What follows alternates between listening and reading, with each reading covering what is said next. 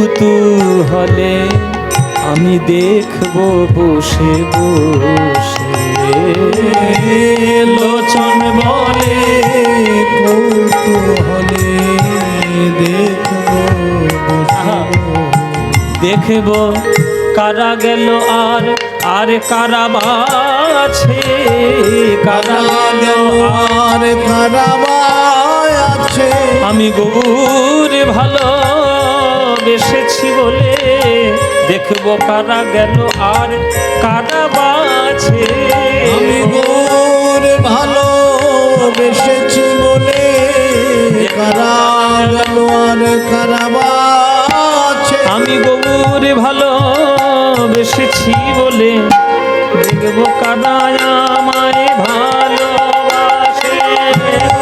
ভালো বেসেছি বলে দেখব কারা আমায় ভালোবাসে। আমি গৌর ভালো বেসেছি বলে কারা আমার ভালোবাসে। গৌর গৌর গৌর বলে কারা আমায় ভালো মুখে গৌর গৌর গৌর বলে কারা আমায় ভালোবাসে। গৌর গৌর গৌর বলে কারা আমার ভালোবাসে। গৌর গৌর গৌর বলে দেখবো কারা গেল আর কারা আছে। দাস লোচন বলে কুতূহলে দেখব বসে বসে।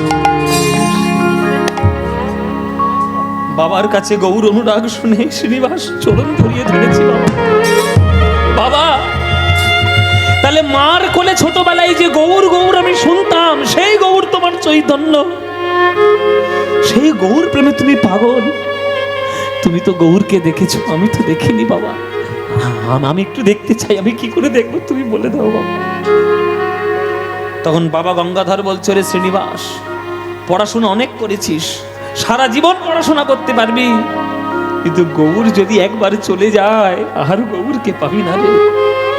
শুনেছি গৌরের শরীর ভালো নয়, সে নাকি রাধা কৃষ্ণের নাম গাইতে গাইতে তার চোখ অবশ হয়ে যায়, চোখ বেরিয়ে আসছে, হাত পা অবশ হয়ে যাচ্ছে, সমুদ্রের দিকে ঝাঁপিয়ে পড়ছে, জেলেরা নাকি মাছ ভেবে তাকে তুলে নিয়ে আসছে। যদি চলে যায় আর দেখতে পাবি কি? তাই সময় থাকতে, সুযোগ থাকতে, সুস্থ থাকতে যা গিয়ে একবার গৌর দর্শন করে আয়। তাহলে বাবা তুমি আজ্ঞা দাও, আমি পুরী ধামে যাই। আজ্ঞা, আজ্ঞা, একদম আজ্ঞা, কোনো বাধা নেই, তুই যা, তোর মাকে আমি সামলে নেব, তুই তোর গৌরকে দর্শন করে আয়। আরে বল বাবা, সেই দিনটা ছিল সরস্বতী পুজোর দিন। সেই সরস্বতী পুজোর দিনে ছুটে চলেছে আজ আমার এই শ্রীনিবাস গৌরকে দেখবে বলে। গৌর গৌর গৌর গৌর গৌর গৌর গৌর হে, গৌর গৌর গৌর গৌর গৌর গৌর গৌর হে, গৌর গৌর গৌর গৌর গৌর গৌর গৌর হে, গৌর গৌর গৌর গৌর গৌর গৌর গৌর হে, গৌর গৌর গৌর গৌর গৌর গৌর পাহি মাম, গৌর গৌর গৌর গৌর গৌর গৌর তাহি গৌর গৌর গৌর গৌর গৌর গৌর রক্ষ মাম, গৌর গৌর গৌর গৌর গৌর গৌর রক্ষমা, গৌর গৌর গৌর গৌর গৌর গৌর গৌর হে উলধ্বনি, গৌর গৌর গৌর গৌর গৌর গৌর হে, গৌর গৌর গৌর গৌর গৌর গৌর হে, গৌর গৌর গৌর গৌর গৌর গৌর গৌর হে, গৌর হে।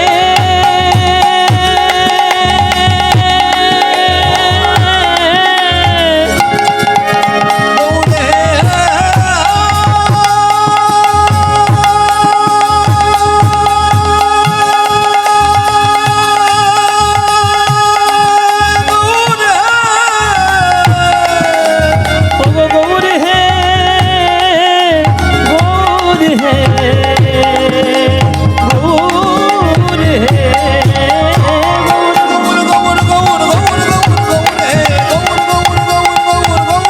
গৌর হে,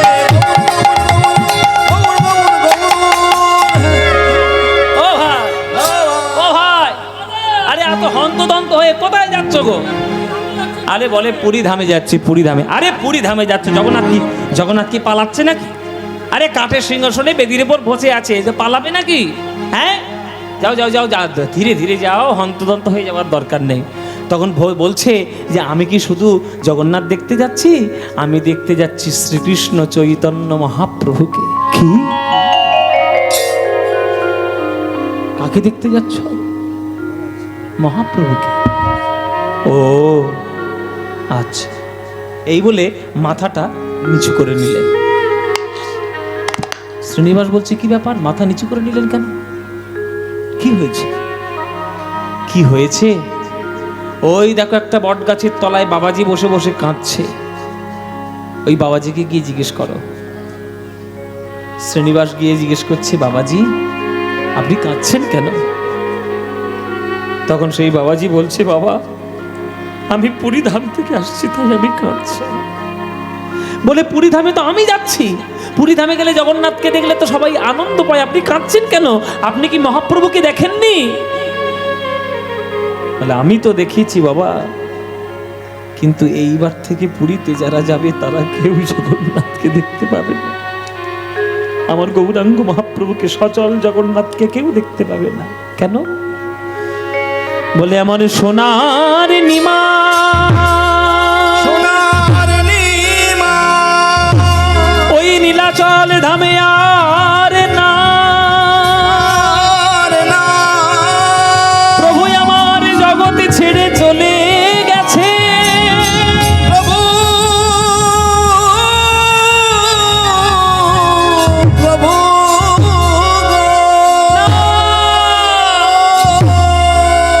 প্রভু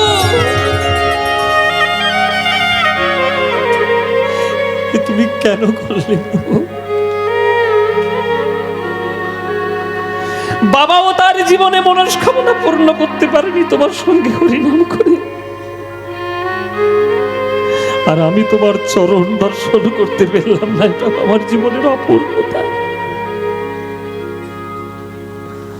ও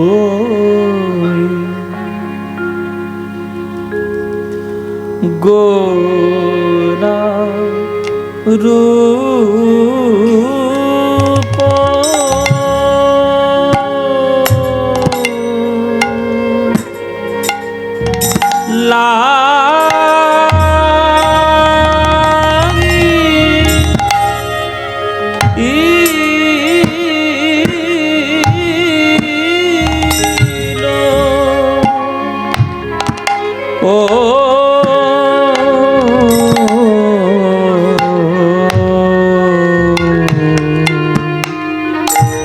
গোরার ওপর লাগিল নয়,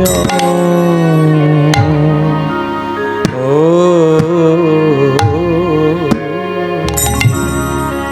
ও গোরা রূপ আমি আর যে পাশরিতে নাহি সদাই আমার হিয়া, আয় জাগে আর যে পাশরিতে নাহি সদাই আমার হিয়া, আয় জাগে আর যে পাশরিতে নাহি সদাই আমার হিয়া,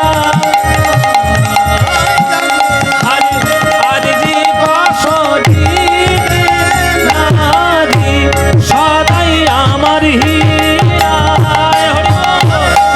আয় জাগে আর যে পাশরিতে নাহি সদাই আমার হিয়া, জাগে আর যে পাশরিতে নাহি সদাই আমার হিয়া, আর যে পাশরিতে নাহি, ও গোরা রূপ।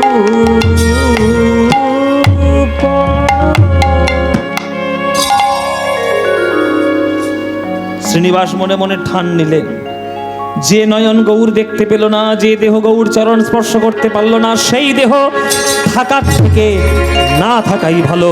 তাই এই দেহ আমি ত্যাগ করব, আমি আত্মহত্যা করব। এই বলে গঙ্গার জলে ঝাঁপ দিয়ে পড়তে গেল।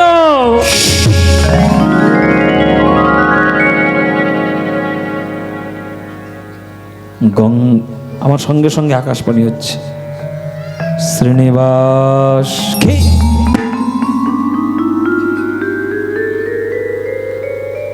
তুমি যার নামে পাগল আমি সেই। প্রভু, প্রভু তুমি দর্শন না দিয়ে তুমি কেন তুমি আকাশবাণী করছো? প্রভু কেন তোমাকে দর্শন তুমি আমায় দিলে না? শ্রীনিবাস, জন্মিলেই মরিতে হবে, অমরকে কোথা কবে। মৃত্যুই হলো সূর্যের মতো সত্য। যে কাজ আমার দ্বারা অসম্পূর্ণ রয়ে গেছে সেই কাজ তো তোমাকেই করতে হবে। তাই তো তোমাকে আমি জন্ম দিয়েছি। তোমার জন্ম হয়েছে আমার আশীর্বাদ।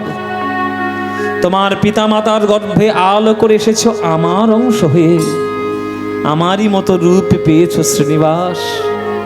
এইভাবে আত্মহত্যা করে জীবন নষ্ট করো না। অনেক কাজ তোমার বাকি আছে, সে কাজ তোমায় করতে হবে। যাও, পুরীধাম চলে যাও। আমার অদর্শনে কত ভক্ত তারা আকুল হয়ে রয়েছে। তোমাকে দর্শন করলে তারা মনে একটু প্রবোধ পাবে, তারা মনে একটু শান্তি পাবে। যাও, এইভাবে আত্মহত্যা করার পরিকল্পনা পরিত্যাগ করো শ্রীনিবাস। যাও, পুরীধাম যাও। মহাপ্রভুর আজ্ঞা পেয়ে তবেই সে আত্মহত্যার সিদ্ধান্ত থেকে বিরত থাকলো। সেই শ্রীনিবাস মহাপ্রভুর আজ্ঞায় চলল পুরীধামে। আবার গৌর গৌর গৌর গৌর গৌর গৌর গৌর হে গৌর গৌর গৌর গৌর গৌর গৌর গৌর হে গৌর গৌর গৌর গৌর গৌর গৌর গৌর হে গৌর গৌর গৌর গৌর গৌর গৌর গৌর হে গৌর গৌর গৌর গৌর গৌর গৌর গৌর হে গৌর গৌর গৌর গৌর গৌর গৌর গৌর হে গৌর গৌর গৌর গৌর গৌর গৌর গৌর হে গৌর গৌর গৌর গৌর গৌর গৌর গৌর হে এই গৌরেশ্বর গৌরেশ্বর গৌর গৌর গৌর গৌর গৌর। সারা পুরীর লোকেদের মধ্যে খবর ছড়িয়ে বলল গৌর এসছে, গৌর এসছে। যেহেতু শ্রীনিবাস একেবারে গৌরের মতোই দেখতে, তাই সবাই তারা গৌর গৌর বলে ছুটে গিয়ে শ্রীনিবাসের চরণে ঝাঁপিয়ে পড়েছে। তখন বলছি, আমি আমি আমি আমি গৌর নই, আপনারা কৃপা করুন। কেন? কৃপা করুন আপনারা, আমি হলাম গৌরের চরণের এক সেবক। তুমি তো অবিকল গৌরাঙ্গের মতো দেখতে গো। যাও যাও শ্রীনিবাস, তাড়াতাড়ি যাও, আমাদের কথা পরে ভাববে। তুমি এক্ষুনি টোটা গোপীনাথের মন্দিরে যাও। বলে কেন? বলে টোটা গোপীনাথের মন্দিরে রয়েছে গদাধর প্রভু। আপনারা সবাই নিশ্চয়ই টোটা গোপীনাথের মন্দির দর্শন করেছেন। এই মন্দিরের সেবার দায়িত্বে ছিলেন গদাধর প্রভু। আর গদাধর প্রভু মহাপ্রভুর বিহনে প্রাণ যায় যায় অবস্থা। তুমি যদি তাকে দর্শন দাও শ্রীনিবাস, তোমার দর্শনে সে একটু মনে প্রবোধ নিতে পারবে। যেই এসে দাঁড়িয়েছে গদাধরের আশ্রমে টোটা গোপীনাথের মন্দিরে, প্রভু যেই প্রভু বলেছে, একেবারে গলাটা গৌরাঙ্গের মতো চমকে উঠেছে গদাধর। কে? আমার নিমাই, আমার নিমাই। এটা সত্যি আমার নিমাই গো। তুমি কে বাবা? আমার নাম হলো শ্রীনিবাস ভট্টাচার্য। তুমি তো আমার অবিকল গৌরের মতো দেখতে গো। আপনার প্রভুর কৃপায় আমার জন্ম, তাই আমার এইরকম দেখতে। ওগো গঙ্গাধর, ওগো শ্রীনিবাস, মহাপ্রভু যখন আমার সামনে আসতেন রোজ সন্ধ্যাবেলায় আমি তাকে ভাগবত পাঠ করে শোনাতাম। আজ মহাপ্রভুর রূপ নিয়ে তুমি আমার সামনে এসেছ। তুমি আমার সামনে একবার বসো, তোমাকে দুটো ভাগবতের শ্লোক শোনাই। মনে মনে ভাববো গৌরাঙ্গকেই আমি শোনাচ্ছি আমার ভাগবত। ওই বসলেন শ্রীনিবাস গদাধরের সামনে। সবাই হাত জোড়ো করুন শ্রীমদ্ ভাগবতের শ্লোক। সংসার সিন্ধু মতি দোস্তরম মূর্তি দীর্ষণন্যপ্লবো ভগবত পুরুষোত্তমস্য লীলা কথরসনি সেমণমন্তরেণ পুংস ভবেদ বিবিধ দুঃখদবারদিতস্য বৃন্দাবনং সখি ভুব বিতনোতি কীর্তিঃ यदि देवकी सुतपदाम्बुजलब्धलक्ष्मी गोविन्द वेणो मणमत्तमयो नृत्यं प्रेक्षादि सान्य परकान्य समस्त सत्यं बरहापीणनट बरबाबु कर्णयो कर्णिकारं बिभ्रतिभासो कनककपीशं वैजयन्तीं च मालं रन्ध्राणवेरणधरसूदया पूरयन् गोपवृन्दे वृन्दारण्यं स्वपदरमणं प्राविशद गीतम्।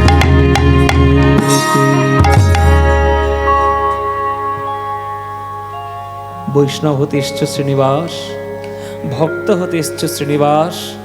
ভক্ত যদি হতে হয় আমার সঙ্গে এসো, একবার হরিদাস ঠাকুরের সমাধিতে প্রণাম করে যাও শ্রীনিবাস। বৈষ্ণব জগতে কারোর ভাগ্য হয়নি, একমাত্র হরিদাসের ভাগ্য হয়েছে মরণের পর মহাপ্রভুর কোলে ওঠা। স্বয়ং মহাপ্রভু নিজের হাতে কোলে নিয়ে হরিদাসকে নাচিয়েছে, নিজের হাতে বালি খুঁড়ে সমাধি দিয়েছে, নিজের আঁচল পেতে ভিক্ষা করে তার জন্য মহা উৎসবের আয়োজন করেছে। প্রণাম করো শ্রীনিবাস, জীবন ধন্য হয়ে যাবে। প্রণাম করছে শ্রীনিবাস আর কাঁদছে শ্রীনিবাস।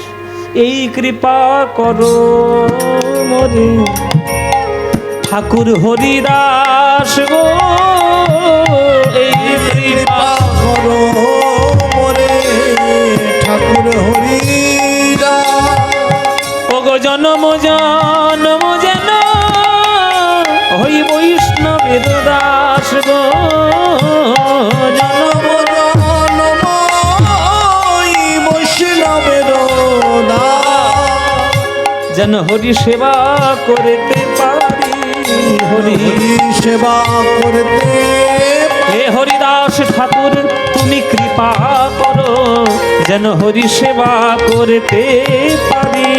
হরিদাস ঠাকুর কৃপা করো, হরি সেবা করতে যেন হরিদাস ঠাকুর কৃপা করো, যেন জনম জনমের মতো হরি সেবা করতে পারি। জনম জনমের মতো হরি সেবা করতে পারি। জনম জনমের মতো হরি সেবা করতে পারি, হরি হরি সেবা করতে পারি। পুরীর সকল ভক্তদের আশীর্বাদ মাথায় নিল, গদাধর প্রভুর আশীর্বাদ মাথায় নিল, হরিদাস ঠাকুরের সমাধিতে প্রণাম করে ভক্তদের মনে প্রবোধ দিয়ে আবার চলে এলো নিজের বাড়িতে। যেই বাড়িতে এসছে গঙ্গাধর বলছে, বাড়ি এলি কেন, বাড়ি এলি কেন? যে দেহ গৌরাঙ্গের চরণ পেল না, যার কৃপা তুই পেলি না, প্রেম পেলি না, সংসারে থেকে তোর লাভ নেই, তুই চলে যা মধুময় বৃন্দাবন। মধুময় বৃন্দাবনে গিয়ে গোপী পদ রেণু মা, এ তো ধুলা নয় ধুলি নয়, গোপী পদ রেণু, এই ধুলা গায়ে মাখে নন্দের বেটা কানো। যে ধুলা মাখার জন্য গোলক থেকে ভগবান নেমে আসেন, সেই ধুলা গায়ে না মাখলে প্রেম হবে বাবা। যাও বৃন্দাবন চলে যাও। চলছে আজকে শ্রীনিবাস চলেছে বৃন্দাবনের উদ্দেশ্যে। ও মাইরা, পুরীতে ঘোরা হয়ে গেল, এইবার বৃন্দাবন। চলে রে আমার মন, কি গাইবো নাকি গাইবো না বাবা? আপনাদের আবার দেরিও হয়ে যাচ্ছে। চলে রে আমার মন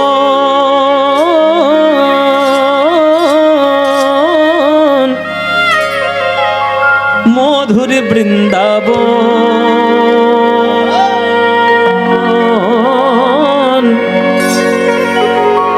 যমুনা পুলিনে যেথা মধুর বৃন্দাবন।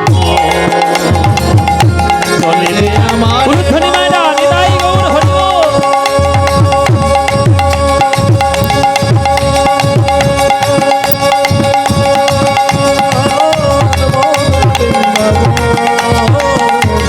যমুনা পুলিনে যেথা মধুর বৃন্দাবন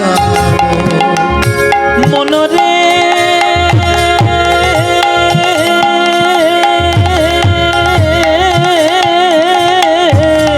মনরে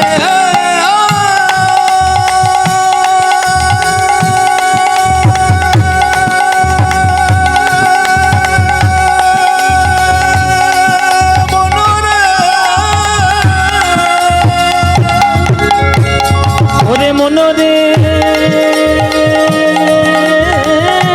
মনরে চলে রে আমার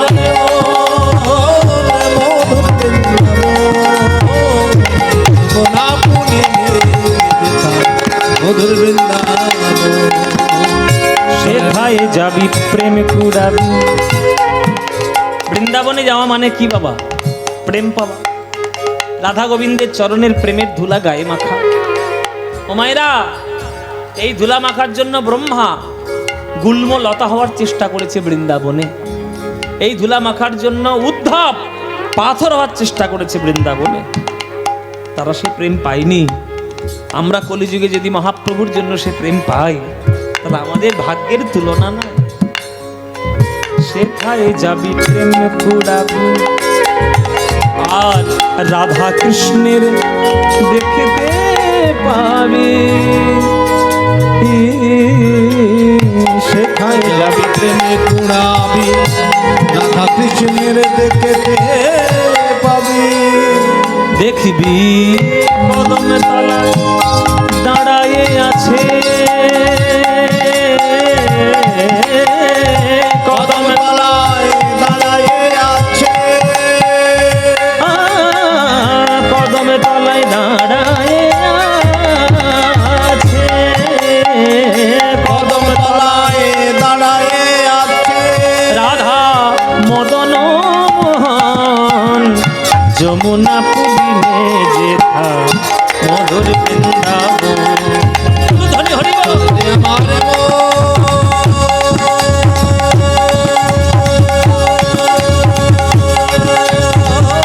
মধুর বৃন্দাবন যমুনা ওরে মনরে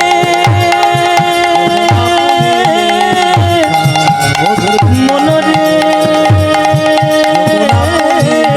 বৃন্দাবন বৃন্দাবন বৃন্দাবন বৃন্দাবন বৃন্দাবন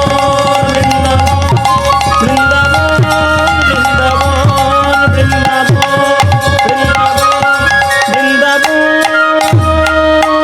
বৃন্দাবন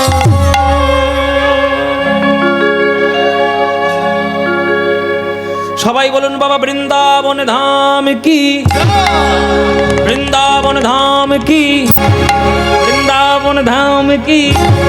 বলুন শ্রীমতী রাধা রানী কি, শ্রীমতী রাধা রানী की, श्रीमती राधा रानी की। बोलो प्रेम से राधे राधे, बोलो राधे राधे, बोलो राधे राधे। वृंदावनं सखी भूववितनोति कीर्ति यदि देवकी सुतपदाम्बुजलब्धलक्ष्मी गोविंद वेणो मनमत्तमयूरनृत्यं प्रक्षाद्य सान्य परतान्य समस्त सत्त्वम्। বৃন্দাবনে তখন বাস করতেন সরগোস্বামীর এক গোস্বামী গোপাল ভট্ট গোস্বামী। ও মায়েরা, ওই যে আমরা বলি না জয়রূপ সনাতন ভট্ট রঘুনাথ, তারপরে শ্রীজীব গোপাল ভট্ট দাস রঘুনাথ। এই গোপাল ভট্ট তখন বৃন্দাবনে বাস করতেন। এই গোপাল ভট্ট কোথাকার লোক? এই গোপাল ভট্ট হচ্ছে দক্ষিণ ভারতের মানুষ। এটা জেনে রাখুন, সবগুলো জানতে হবে আপনাদের। মহাপ্রভু সন্ন্যাসের পর তিনি যখন ভারতবর্ষ ভ্রমণ করছেন তখন দক্ষিণ ভারত তার খুব ভালো লাগতো, ওই জন্য দক্ষিণ ভারতে তিনি বেশি করে ভ্রমণ করেছেন। আর সন্ন্যাসীদের বর্ষাকালে তীর্থ ভ্রমণ নিষিদ্ধ, ওই জন্য চাতুর্মাস্য ব্রত একটা জায়গায় করতে হতো। তা মহাপ্রভু চাতুর্মাস্য ব্রত করেছিলেন শ্রীরঙ্গম বিষ্ণু মন্দিরে। আর সেই শ্রীরঙ্গম বিষ্ণু মন্দিরের সেবায়িত যিনি ছিলেন তার নাম হচ্ছে বেঙ্কট ভট্ট। আর সেই বেঙ্কট ভট্টের পুত্রের নাম হচ্ছে গোপাল ভট্ট। তখন গোপাল ভট্ট বাচ্চা ছিল, কিশোর, 12-13 বছর বয়স। তখন মহাপ্রভুকে সে সেবা করত। তার সেবায় সন্তুষ্ট হয়ে মহাপ্রভু বলেছিলেন, গোপাল, এই দক্ষিণ ভারতের সকল শাস্ত্র শিখে তুই উত্তর ভারতে যাবি, এই শাস্ত্রগুলো রচনা করে আমাদের উত্তর ভারতীয় শাস্ত্রের মধ্যে সংযোজন করবি। সেই গোপাল ভট্ট গোস্বামী একটি গ্রন্থ রচনা করেছিলেন। সেই গ্রন্থটার নাম হচ্ছে হরি ভক্তি বিলাস। আপনারা যারা বৈষ্ণব মানুষ, আপনারা যারা চর্চা করেন, তারা আপনারা জানেন যে হরি ভক্তি বিলাস গ্রন্থটি গোপাল ভট্ট গোস্বামী বিরচিত। এইটা গোপাল ভট্ট গোস্বামীর একটা অবদান আমাদের বৈষ্ণব জগতে। তা তিনি যখন বড় হলেন, মহাপ্রভু বলেছিলেন যে তুই বৃন্দাবনে যাবি, তা তিনি বৃন্দাবনে চলে এসেছিলেন। সেই গোপাল ভট্ট গোস্বামী তখন বৃন্দাবনে ছিলেন। যেদিন শ্রীনিবাস প্রবেশ করবে তার আগের দিন রাত্রির বেলায় মহাপ্রভু গোপাল ভট্টকে স্বপ্ন দিলেন। গোপাল, প্রভু বলো, প্রভু দেখা দিয়েছ, নিশ্চয়ই কিছু কারণ আছে। গোপাল, আমার অংশস্বরূপ শ্রীনিবাস ভট্টাচার্য আগামীকাল সকাল বেলায় প্রবেশ করবে বৃন্দাবনে। ও যখন প্রবেশ করবে, গুরু দীক্ষাটা তুই দিয়ে দিস বাবা। সব মহাপ্রভুর আগে থেকে সেট করা বাবা, নাটক সেট করা, শুধু চরিত্র আমরা করে যাচ্ছি, নাটক আগে থেকে লেখা আছে।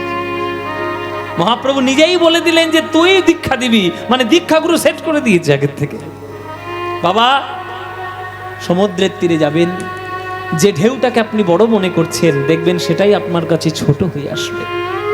আর যে ঢেউটাকে আপনি ছোট মনে করছেন দেখবেন সেটাই আপনার কাছে বড় হয়ে আসবে। সাগরের ঢেউ কেমন হবে সেটা যেমন সাগরই জানে। আমার গৌরাঙ্গ মহাপ্রভু প্রেমের সাগর, কোন ঢেউ কোন ভক্তের উপর কিভাবে আছড়ে পড়বে সেটা আমার মহাপ্রভুই জানে। সেই গোপাল ভট্ট গোস্বামীর কাছে এলেন শ্রীনিবাস। তখন শ্রীনিবাস যেই এসে দাঁড়িয়েছে, গোপাল ভট্ট আগে থেকেই হাত বাড়িয়ে দাঁড়িয়ে রয়েছে। এসো শ্রীনিবাস, এসো। গুরুদেব, আপনি আমার চিনতে পারলেন কি করে? বলে, যার রূপ স্বয়ং গৌরাঙ্গ মহাপ্রভুর, তাকে চিনবো না তো কি, কাকে চিনবো?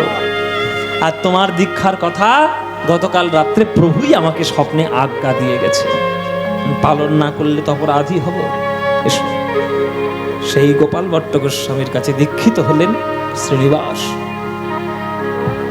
তারপরে সেবার দায়িত্ব পেয়ে গেলেন সেই গোপাল ভট্ট গোস্বামীর রাধামোহন বিগ্রহে। রাধারমণ,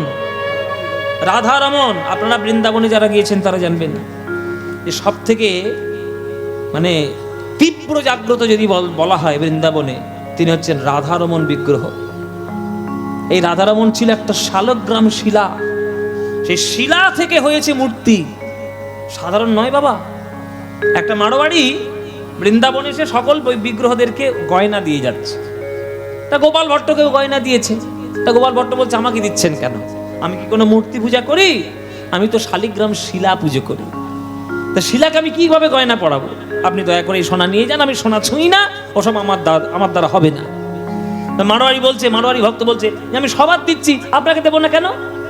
তাহলে সবার দিচ্ছে, আপনাকে না দিলে অপরাধ হবে, আপনি নিন। আপনি কি করবেন না করবেন সে আপনার ব্যাপার। গয়না রেখে মন্দিরে চলে গেল। গোপাল ভট্ট গোস্বামী তখন কাঁদছে যে প্রভু, সারা বৃন্দাবনের বিগ্রহরা, তারা বিগ্রহ আছে বলে গয়না পড়তে পারবে, আর তুমি আমার সেবিত শালিগ্রাম শিলা, আমি তোমায় সেবা দিতে পারবো না এই সোনার গয়না দিয়ে। এই বলে মন্দিরের দরজা বন্ধ করে চলে গেছে ঘরে।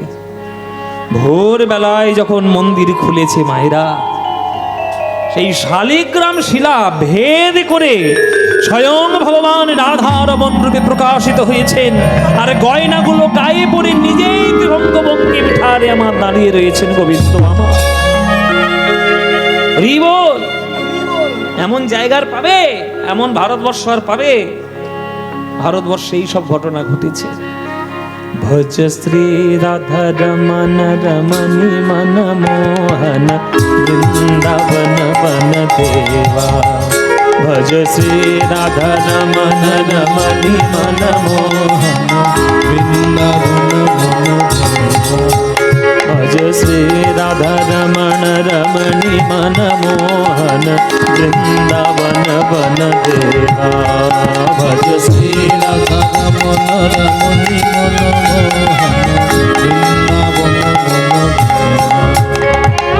अभिनव रास रसिक वर नागर नागर गण कृत सेवा। अभिनव रास रसिक वर नागर नागर गण कृत सेवा। भज श्री राधा रमन रमणी मन मोहन वृंदावन वन।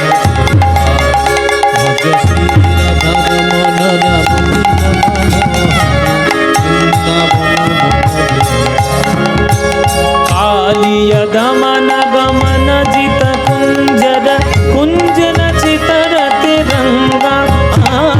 कालिय दमन गमन जित कुंजर कुंजर चितर तिरंगा। भज गोविंद दास हृदय मणि मंदिरे। गोविंद दास हृदय मणि मंदिरे। गोविंद दास हृदय मणि मंदिरे। गोविंद दास हृदय मणि मंदिरे। अविचल मूर्ति त्रिभंगा। भज श्री राधा निताय गौर हरि बोल।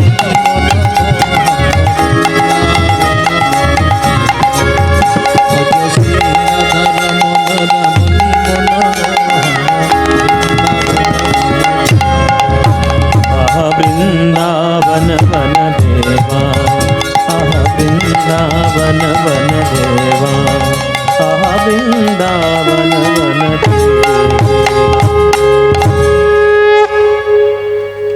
জীব গোস্বামীর কাছে পাঠানো হলো শ্রীনিবাসকে শ্রীমদ্ ভাগবত পাঠ করার জন্য। নিম্ন গানাং যথা গঙ্গা দেব মামুচ্যতে যথা বৈষ্ণবানাং যথা শম্ভো পুরাণানাং মৃদং তথা। তোমাকে বলিনি শম্ভু, তোমার নাম হতে পারে শম্ভু, আমি ওই শম্ভুর কথা বলছি।